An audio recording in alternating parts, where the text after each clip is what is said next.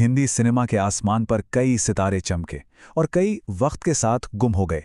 लेकिन कुछ नाम ऐसे हैं जो सिर्फ सितारे नहीं बल्कि एक पूरा दौर बन जाते हैं।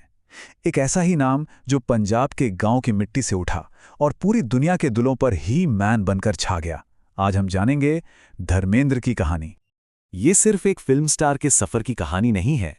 ये कहानी है एक जिद की, एक जुनून की और उस हिम्मत की जो सपनों को हकीकत में बदल देती है।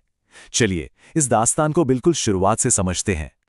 हर बड़ी कहानी की शुरुआत ना एक बहुत ही मामूली सी जगह से होती है। धर्मेंद्र की कहानी भी शुरू होती है पंजाब के हरे भरे खेतों और एक छोटे से गांव से। जरा सोचिए, पंजाब का एक छोटा सा गांव, घर में एक स्कूल हेडमास्टर का अनुशासन, लेकिन उस नौजवान की आंखों में कुछ और ही चल रहा था। एक सपना, बॉम्बे जाकर हीरो बनने का सपना। और फिर जिंदगी ने उनके सामने एक बहुत बड़ा सवाल खड़ा कर दिया। एक तरफ थी 125 रुपए महीने की पक्की सरकारी नौकरी, एक बसा बसाया परिवार, सुकून, और दूसरी तरफ माया नगरी बॉम्बे का एक अनजाना, मुश्किलों भरा रास्ता। उन्होंने सपने को चुना।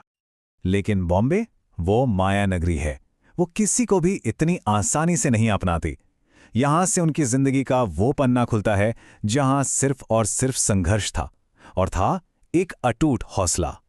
125 रुपए, यह सिर्फ एक महीने की तनख्वाह नहीं थी, ये वो आराम था, वो सुरक्षा थी जो उन्होंने अपने जुनून के लिए दांव पर लगा दी थी।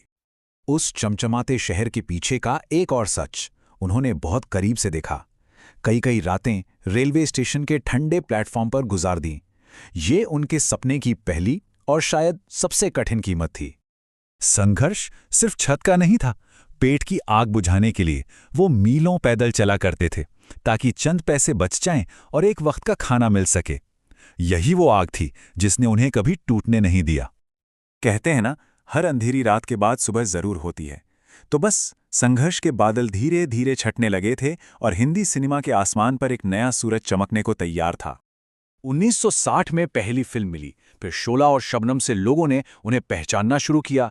इसके बाद आई बंदिनी, जिसने सबको बता दिया कि इस हैंडसम चेहरे के पीछे एक कितना संजीदा एक्टर छुपा है। लेकिन असली तूफान तो 1966 में आने वाला था, और वो तूफान था फूल और पत्थर।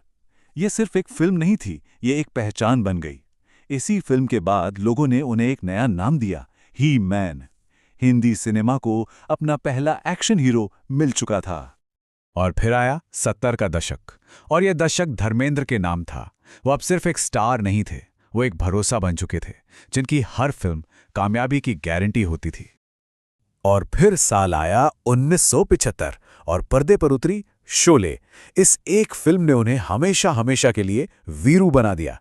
एक ऐसा किरदार जो दोस्ती, शरारत और दिलेरी की मिसाल बन गया। उनकी काबिलियत का अंदाजा इसी बात से लगाया जा सकता है कि वो बंदिनी में अपनी आंखों से एक्टिंग कर सकते थे, तो चुपके चुपके में अपनी कॉमेडी से पेट में दर्द करा देते थे।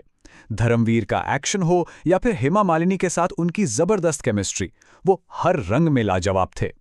और उनका सफर सिर्फ एक्टिंग तक ही सीमित नहीं रहा।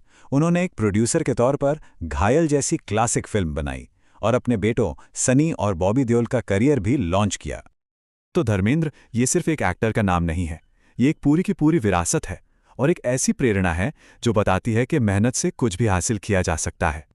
300 से ज्यादा फिल्में, 6 दशकों से भी लंबा करियर, ये सिर्फ नंबर नहीं है, ये एक कलाकार की तपस्या है।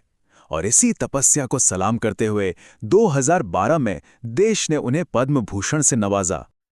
आखिर में उनकी कहानी हमें एक ही बात सिखाती है कि बड़ी कामयाबी सिर्फ किस्मत से नहीं मिलती, वो मिलती है कड़ी मेहनत से, कभी ना हार मानने वाली लगन से, और खुद पर उस यकीन से जो किसी भी तूफान में ना डगमगाए। पंजाब के गांव से निकलकर रेलवे स्टेशन पर रातें बिताकर बॉलीवुड का ही मैन बन जाना, ये कहानी सोचने पर मजबूर करती है कि अगर हौसलों में जान हो तो एक अकेला सपना क्या कुछ हासिल नहीं कर सकता।